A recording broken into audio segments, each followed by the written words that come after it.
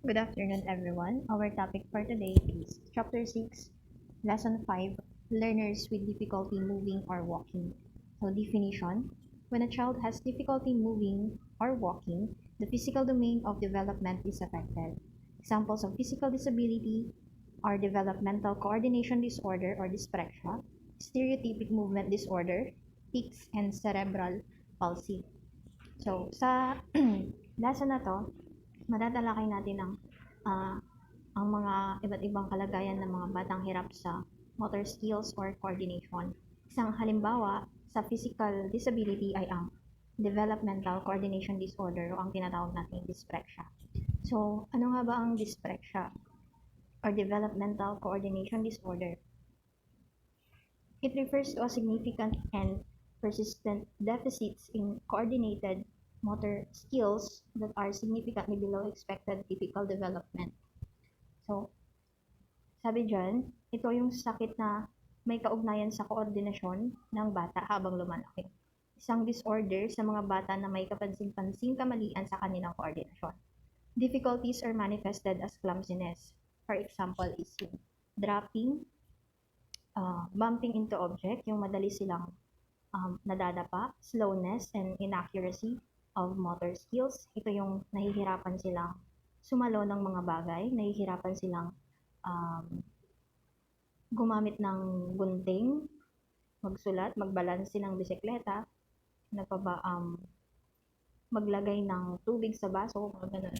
Kung mapapansin din natin sa mga batang may DCD, nahihirapan sila sa mga bagay na may kaugnay sa pangangalaga sa kanilang sarili. Halimbawa, yung paggamit ng kutsara at tinidor, pagbibihis, at paghugas ng kanilang sarili.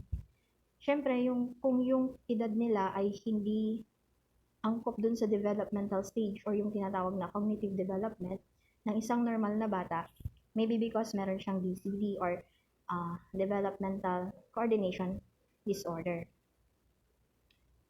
So, ma-observe naman natin yan sa bata. Pero syempre, as much as possible, dapat sanayan natin silang maging independent sa mga gawain na kaya nilang gawin sa kanilang edad.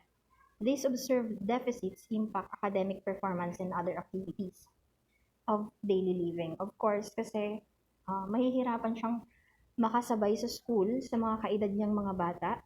Nabanggit ko kanina na isang halimbawa is yung difficulty in writing. Ang pagsusulat kasi ay may involvement ng moving.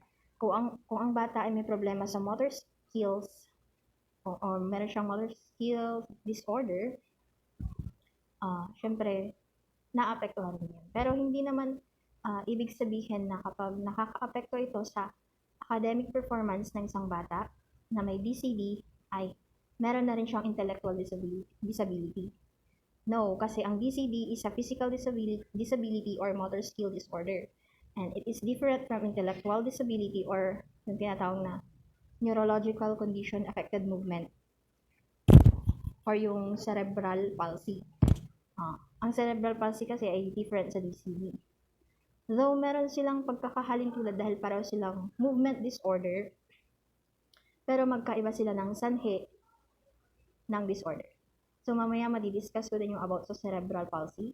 Pero mag-focus muna tayo dito sa DCD. So, ano nga ba ang dahilan kung bakit nagkakaroon ng DCD or dyspraxia ang isang bata? Uulitin ko, ang DCD ay walang kinalaman sa sakit sa utak o problema sa pag-uugali, problema sa pandama o sa visual impairment na nakakaapekto sa pagkilos ng isang bata. Ang eksaktong sanhi kasi ng DCD ay hindi pa nalalaman. Wala pang natutukoy na particular na sugat sa utak sa mga may kondisyon na DCD or dyspraxia. Pero ayon sa pag-aaral, tumataas daw ang tsansa na magkaroon ng DCD ang isang batang ipinanganak na kulang sa buwan. O yung mga ipinanganak na kulang sa timbang o malnourished. Isa rin sa sanhi ay pwede rin siyang maipasa through genes. Kung ang isang pamilya ay may history ng dyspraxia, pwede siyang maipasa. So yun pa lang yung nakikita nilang dahilan kung bakit nagkakaroon ng DCD ang isang bata. So yun, nalaman natin yung dahilan. So talakayin naman natin kung paano ito nakakaapekto sa mga bata, yung mga may ganitong kondisyon. So, sabi dyan, developmental coordination disorder.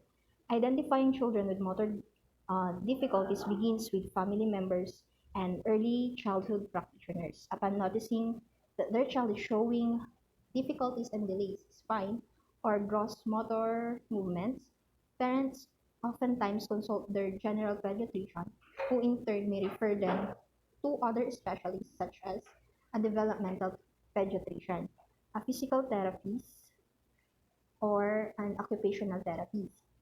Some signs that a child may have developmental coordination disorder. It's more than just a typical difficulty is moving or walking.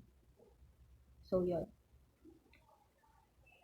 Makikita natin dyan yung sa table, dyan sa book, makikita natin dyan yung dalawang developmental stage and their signs. Una ay ang early childhood at yung school age stage. So, ang mga sintomas ng DCD, nakalagay na rin dyan yung signs. Kung sa early childhood age niya, sabi dyan, difficulty in tying shoelace, buttoning, using spoon and fork, and getting dressed. Problems in jumping, skipping, catching, etc. etc. So, kadalasang napapansin sa pagitan ng 5 hanggang 11 taong gulang ang disorder na ito, or yung developmental coordination disorder. Sa early childhood stage, dyan natin maobserbahan pag ang bata ay may DCD, pag yung naantala sila sa pagkatutong umakyat ng mga hagdan, makainin ng kanilang sarili, at sa paglalaro. Pwedeng malamya sila at madaling natutumba, gaya ng sinabi ko kanina. At gaya din ng example ko kanina, yung pagkaantala sa pag-aalaga sa kanilang sarili, tulad ng yun nga, yung nabanggit yun, pagtatali ng sintas, pagbubotolis ng damit. Dito yun na-observahan sa early childhood. So, doon naman sa school age stage, ang mga gawaing pang-akademya, lalong-lalo na sa pagsusulat at pangungopya ng mga gawain ay kapansin-pansin. At ang partisipasyon sa mga klase sa edukasyong pang-pisikal, ang mga batang may kondisyon na ganito ay kadalasang hindi nauunawaan, natutukso, o nabubuli sila. Dahil dyan, bumababa yung tingin nila sa sarili nila, bumababa yung kanilang self-esteem, nagkakaroon sila ng mataas na antas ng pagkabagabag, pati sa kanilang pag-uugali, nakaka-apekto na din yun. Dahil dito, maaari silang umiwas sa mga pisikal na gawain o libangan na pwedeng humantong sa, syempre pag hindi sila nakikipag-participate sa mga physical activities, maaari itong humantong sa labis na katabaan o hindi malakas na pangangalawan. Pati pakikipag-socialize nila sa ibang bata, syempre naapekto